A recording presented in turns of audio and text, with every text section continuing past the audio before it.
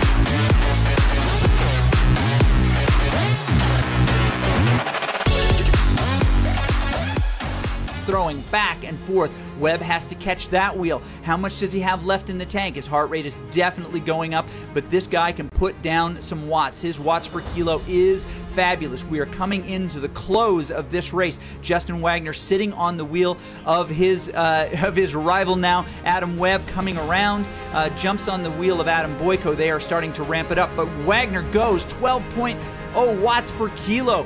Webb jumps on his tail here. We are seeing exciting stuff happening here as they come to the end here. Big finishes as they lock in here. We see this amazing view.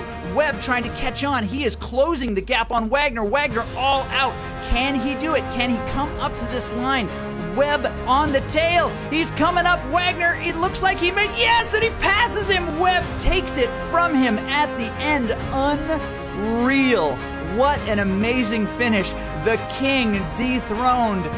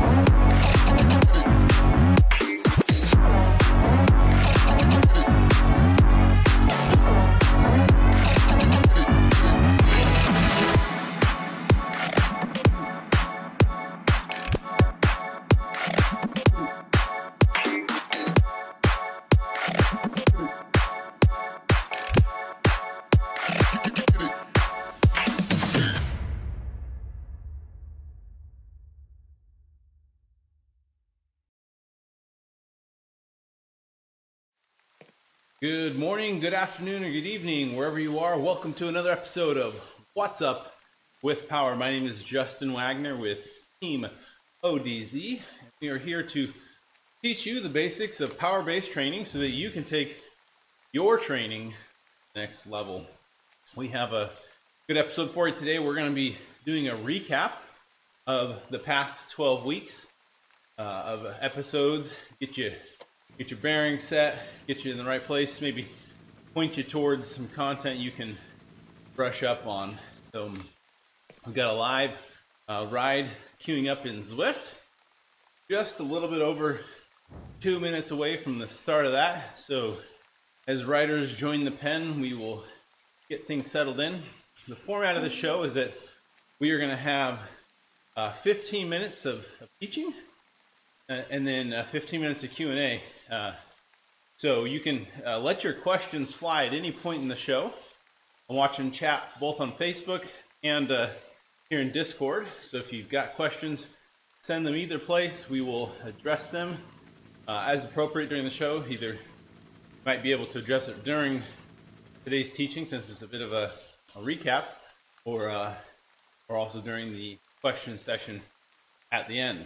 So glad to have you on the show with us. We're getting ready to go. Give me a second to just send some messages to our writers here in 10. Just write together a nice 1.5 to about 1.8 watts per kilo in the group. Not that much. Kept it wrong.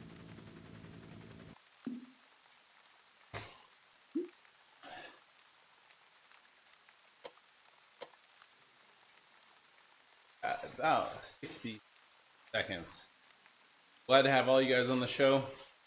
Let me know in the comments where you're watching from. Let me know if you're a first-time viewer or if you're a long-time What's Up Power veteran.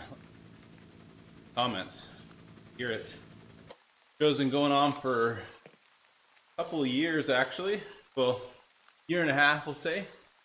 And happy to provide it for the community, for you guys to learn, grow from. So,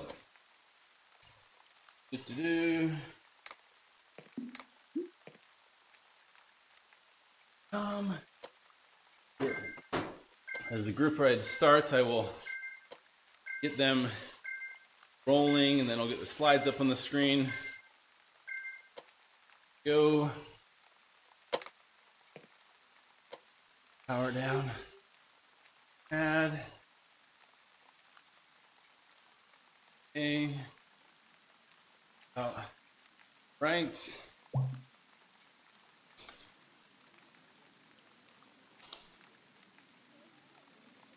Don't have any major flyers off the front. This is all good stuff. Okay.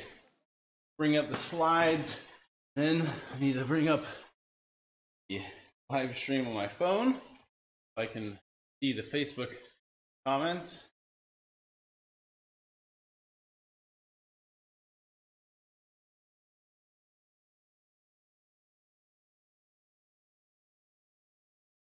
Welcome, Frank, Gary. Frank is in between patients. That's where he's watching from. Nice. Gary, good to have you on the show. Okay. We are rolling here. All right, so what are we going to do today? We're going to do a little bit of a recap. So the way we kind of structure What's Up with Power is essentially a 12-week block where we kind of cover a good chunk of the content that I think is if you had a firm understanding on all 12 topics in here, you could basically get your badge of graduation from What's Up with Power. So we're basically coming to the end of one of those 12-week blocks. We're going to go back, give you kind of an overview of everything, a quick summary of different episodes and content covered there. So that's what today's episode is about. And if you have questions, watching this offline, so we do have a forum at discuss.endurancelab.fit. So if you've got questions about any of the content or something random about power, you want a question, you can definitely come hit me up in the forum there and be happy to engage, answer any questions. Maybe if you think of it after the show, we're not here live, that's the best place to handle those. Also, if you want to follow up on any of these episodes we talk about today or anywhere, we have all of our replays available in a YouTube playlist, okay? The playlist is actually linked in the Facebook description today. Go ahead, got all the episodes there. Go back, find one. If there's a topic that interests you, you can find it right there. Watch it back on your own schedule. Okay, so what have we got? So the first episode we had in this 12-week block is we had Dennis Cotreau from Burita Beretta Networks training, Beretta training. Wow, need some water because I'm apparently butchering this. Give me a second here. So Beretta training is a system that has taken a whole new, fresh view on annual planning process. Brand new tool, different ways to think about it from a dynamic standpoint. And so that's totally what we talked about from the high-level perspective of kind of building your own training plan, why you should plan annually. So Dennis Cotreau did a great job of laying that out for us, and that was What's Up with Power 58. After that, we had Nate Dunn, who is one of my personal favorite presenters on the show. Really enjoy his perspective, talking about why should we train with power. That's kind of where we normally start, is what is different with power from heart rate, or what's kind of the whole big deal of it. So that's a good intro one. After that, we had a special episode about the tour of Sufferlandria. Most of this content here was actually provided by Dennis Cotreau of Beretta Training. And what we basically focused on was looking at the numbers of the tour of Sufferlandria. So for those unfamiliar, the tour of Sufferlandria is essentially a 9-day long training block published by a company called the Sufferfest. They make really engaging training videos. And it's basically it's kind of an all-in, do all these days in a row, get a really big bump in your fitness. And it's really exciting with the videos, and there's a huge community around it. So Dennis looked into, it's a very set amount of work, that the tour of Sufferlandria. And the question really was, okay, is that going to be too much work for me? Not enough? How would I know that where I should land, or how hard that's going to be for me? So that's a great episode if you want to look at those numbers. It really goes back to the performance management chart. So that's a good episode. Kind of maybe get a different application of what how to apply info you get from the performance management chart. Okay. Then is What's Up with Power 62. I was the presenter. And this is where we talk about the importance of the FTP test and give you a brief introduction to the various different FTP testing protocols that exist. So yeah, there's all sorts of ways to test or determine what your FTP is. They all have different merits, strong points, weak points, and in the end, it comes down to using the same consistent method for yourself is really the best way to go about it. But talk about that in episode 62. Again, these if you hop on the forum, I'll post a link to these slides that have links to all these different episodes, so you can quickly jump to them as needed if one is striking your fancy of something you want to dig in deeper to. Okay. In the next episode of that, we had Taylor Thomas. Okay, so now that we've kind of understood how to test for, how to get an FTP, all these things, we need to understand how our workouts built. What are the zones? Okay, so What's Up with Power 63? We talk about power-based zones, how workouts are set to be optimal, I guess you could say, in a sense, for a given person, given their threshold power, and target different zones, what kind of responses that should have on the body. So that's totally what What's Up with Power 63 is all about. Okay. Next, we had Nate Dunn back again, and that episode was all about getting takeaways from the data. Okay, you got all this new information, you're recording power, and the question is basically, what do I do with all this information? How do I pull something productive out of it? So Nate gave us some high-level perspectives on how do we internalize that. And one of the key takeaways Nate always brings to the show is, in the end of the day, it's how you feel and you can't be a complete slave to the numbers. Now, don't get us wrong. Obviously, Nate and I and Taylor are very numbers-driven kind of guys. We definitely want to trust the numbers, but sometimes you do need to take the numbers with a bit of a grain of salt and understand the concepts so that you can then interpret the data and say, okay, can I even trust this information, or is it just maybe not quite, it might not be representative of what you're looking for, depending on if you're, maybe your FTP is wrong. I could throw things off, or maybe, there's a whole plethora of things. But anyways, that's what that episode is all about. I get stuck in the details a little bit too much here, but okay. So after that, we wanted to cover a concept called normalized power. Okay, what's up with power 65? We discuss the key differences between average power and normalized power. You've probably seen some of your writing metrics, this thing called normalized power.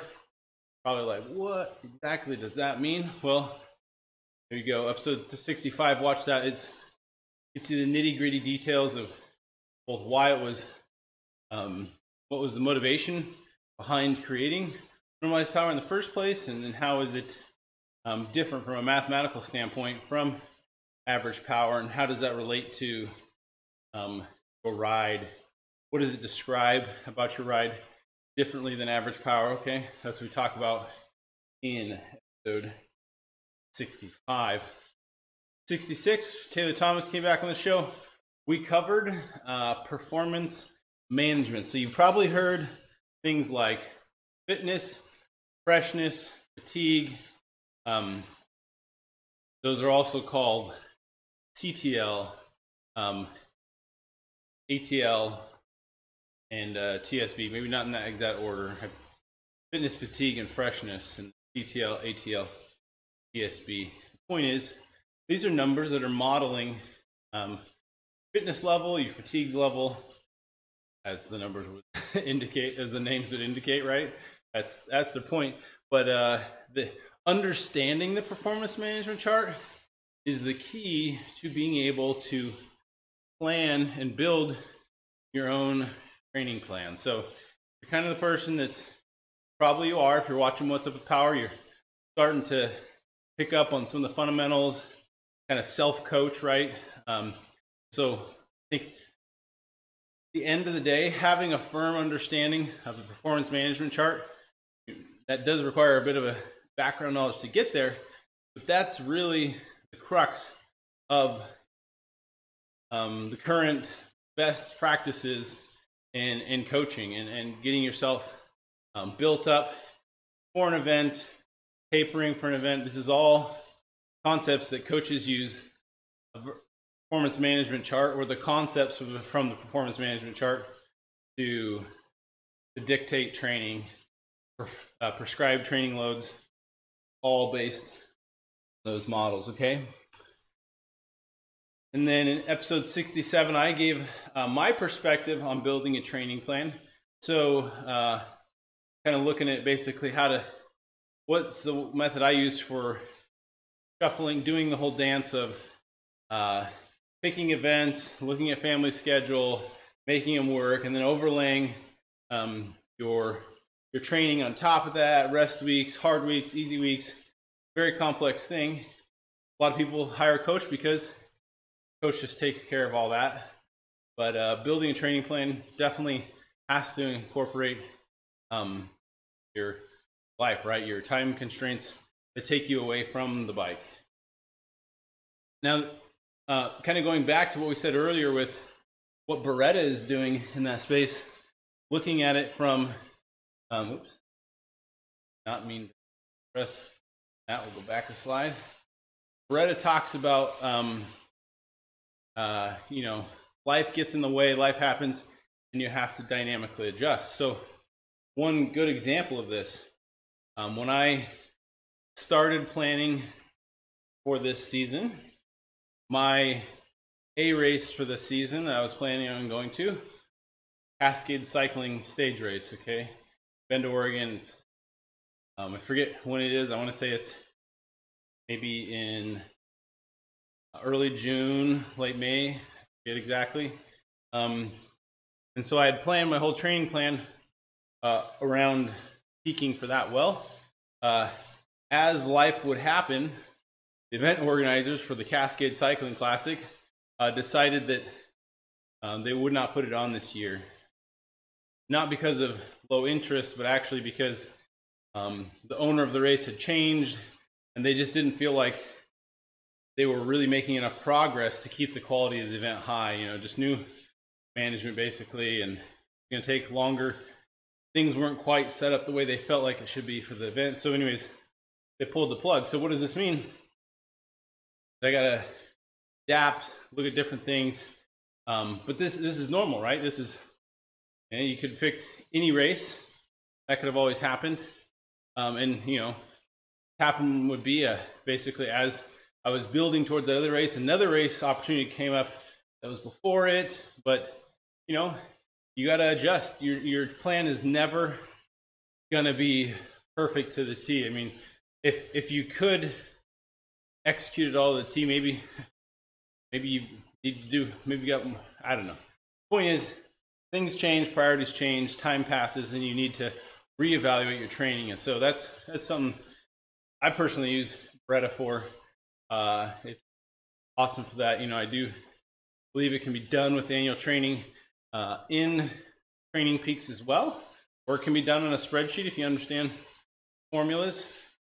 If I understand it correctly, Dennis actually was doing Beretta in spreadsheets himself before they built the tool, recalculating it all. So speaking of Devil, Dennis himself is watching this morning. Happy to have you on board, Dennis. Correct me if I've said anything wrong. So anyways, that's the training plan. So 67, I talked about my approach to that. And then last week, what's up with Power 68? We had Nate Dunn from Data Driven Athlete give what I felt was a very interesting viewpoint on selecting a power meter. There's lots of information in this space. You know, obviously, folks like DC Rainmaker are the de facto go-to for all the facts and stats and cross comparisons between power meters on the market. Kind of what Nate said was, look, you know, I'm not DC Rainmaker. I can't do what he does well, so I'm going to approach this from a different perspective. He's going to say, I'm not going to give you an unbiased opinion. I'm going to give you my very much biased as a coach, athlete, data user. I'm biased, right? I'm going to give you my opinion on the things I'm looking for, and you can compare that to, you know, the priorities that maybe yours are, and see how those shake out. So definitely would encourage you, if you're looking into getting a power meter, watch What's Up with Power 68. Lots of good nuggets there discussed about selecting a power meter, and keep in mind that, you know, the priorities that Nate outlines in that video may not be yours, and that's fine. And you own that, understand that, know what your priorities are in getting a power meter, and you can definitely, you know, make that decision then based on it. So so that was What's Up with Power 68. There we go. That's right. Dennis says, many hours spent in Excel. Another news, all of your Excel formula related questions, ask Dennis in the comments. Sure, he's a whiz. Okay, so a little bit of travel coming up for me here in the next 2 months. So I'm taking a sabbatical here on the show. We've got obviously all the episodes you can replay, and we'll come back with even more content. The all new Cyclist Training Bible just came out from Joe Friel. I've got a copy of it. Hopefully in this 2 months I can pick some new nuggets of wisdom, revamp some of our topics, add new topics based on that content. But if you want to follow the adventures happening during these next 2 months with some races, training, some big races coming up, go ahead and give me a follow on Strava. Also, if you like to race your bike, we've got the Liberty Road Race. Team ODZ is organizing our very first in real life race. Okay, it's going to be here in the state of Washington, in the city of Spangle. And it's actually going to be the Road Race Championship event for WSBA. So I'm happy to have anyone on board. And if you're coming out of town and looking for housing options, I'm the race director. Hit me up. More than happy to help find you a place to stay to help make the trip easier. Okay, I know that that's a big can be a big determining factor in whether or not people can do race. So definitely happy to help out there. With that being said, we are switching to the question answer session. This could be anything related. It doesn't have to be about what we talked about today. Obviously, we touched on every topic under the sun of power meter training today, so I doubt you could say something that's not related, unless you ask me about McDonald's. There you go, I just said McDonald's, so it might still be related. So if you're watching the replay, want to hit us up on the forum, discuss.endurancelab.fit. Hit us up there for questions, comments, insights. We can go a little more in depth than Facebook really there. And also, if you just want to shoot us an email with a quick question, WUWP@teamodz.com. So, see if there's questions, comments, concerns. See, Matt Johnson's watching. He's probably thinking, hey, I might be able to beat Wagner today. So, good stuff. So, give us a couple minutes. Imagine might be a little bit low on the question side of things today. That's fine. No problems. Yeah, we'll give you a couple minutes if you do have any questions. Let them flow in. If you don't see any, we will go ahead and bring down stream a little bit early and let you get on with your day. We do. Did I get my wheels yet? Oh, Matt. Good question. So, Alp de Zwift came out, right? Climb to the top after you've done the 22 switchbacks. Random spinner at the top where you can get one of 3 unlockable game assets: gloves, helmet, wheels. Okay, wheels are the most rare. And I've gone up this climb more times than I care to admit. Okay, so I will admit, like, I don't know, I haven't counted recently, but 13 to 15 times.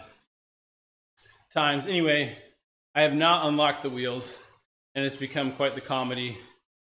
I just can't seem to get the wheels. Been going up it almost every day and still can't get it. So, John Moore asks, any words of wisdom on how to manage transition week between builds? Okay, so thinking when you say builds, I'm thinking like you got a 4-week chunk of time, right? 3 on weeks, 1 off week, something like that, right? That's what you're referring to, John? You can unmute yourself and confirm that. Yeah, okay. Okay, so the importance there in these off weeks between, you're going to go on, off.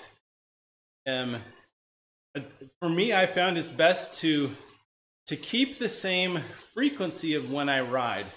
So if you ride 5 days a week, I would still ride 5 days a week. But what you're going to change in those transition weeks is you're either going to A, cut down volume, and or B, cut down intensity. So your off weeks are going to have a lower wattage or TSS target, And you basically need to let your body recover a bit. That's the whole point of those transition weeks, transitions, rest weeks, off weeks, whatever you want to call them. But you can't go off completely. You've got this engine spun up, your aerobic engine, and taking 7 days off, bad idea. So the key there is do the things you enjoy, be able to cut back the intensity, cut back the volume a little bit, so that you can hit the lower TSS target for the week, allowing your body from a macro level perspective to recover. Doesn't mean you can't do any sprints. Doesn't mean you can't race. I mean, that's kind of the way I approach it.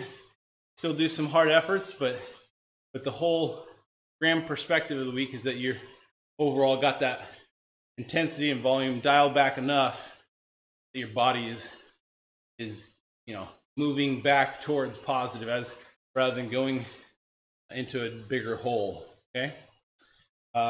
Dennis asked, do I have a TT bike for Redlands? I have my road bike that I put, it's an aero frame. I put TT bars. I've got a saddle in the TT position, so I've got a TT fit on it, and I've got the disc and 808s. Thought Redlands was actually going to be Merck's style time trial. Kind of thought I saw some stuff along those lines, but it turns out the tech guide, not Merck style. So I've got that. Let's hope I make the time cut. Gonna be pretty crazy. So that's a big race I've got coming up in early May. I got a spot with the Applewood Garneau presented by Smart Savvy U23 cycling team out of Vancouver, British Columbia. You might say, wait a second, you don't look like you're under 23. Well, I'm not, but I'm there as a domestique to help advance the careers of the U23 cyclists on the team. Hope to use some more teammates. So that's a big, exciting event for me in early May called the Redlands Cycling Classic. If you haven't checked it out, we've got a Facebook page and stuff. Yeah, I'm pretty excited about that. It's a big deal for me.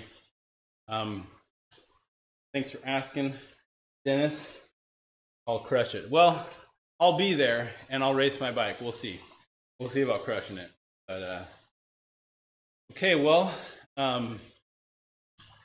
feel free to let any more questions come in. Do appreciate everyone coming on the show. I really enjoy doing the show, and we'll be back with more content. Don't worry, the sabbatical doesn't mean that Justin doesn't like doing the show. I definitely enjoy my time here on the show. I just need a little bit of time for some travel, family, races. It gets crazy. One thing off the plate to, and we'll spin it back up. Absolutely. So check us out on the forum, discuss.endurancelab.fit. Send me an email, WUWP@teamodz.com if you've got questions, comments, concerns. Happy to help out. Like I said earlier in the show, the purpose of the show is teach you the basics of power-based training so that you can take your training to the next level. So highly recommend getting the book Training and Racing with the Power Meter. That's kind of the underlying text, you will, for most of the content we cover here. And if you're looking into self-coaching, that is definitely a resource you'll want and need to have. So with that, I will say happy trails, my friends, for about a couple months. Obviously, I'll still be on Zwift, still be chatting over on my Mixer channel from day to day, but the What's Up with Power show will take a short 2-month or so sabbatical. So appreciate it. Hope to have you back, and we will see you on the next episode.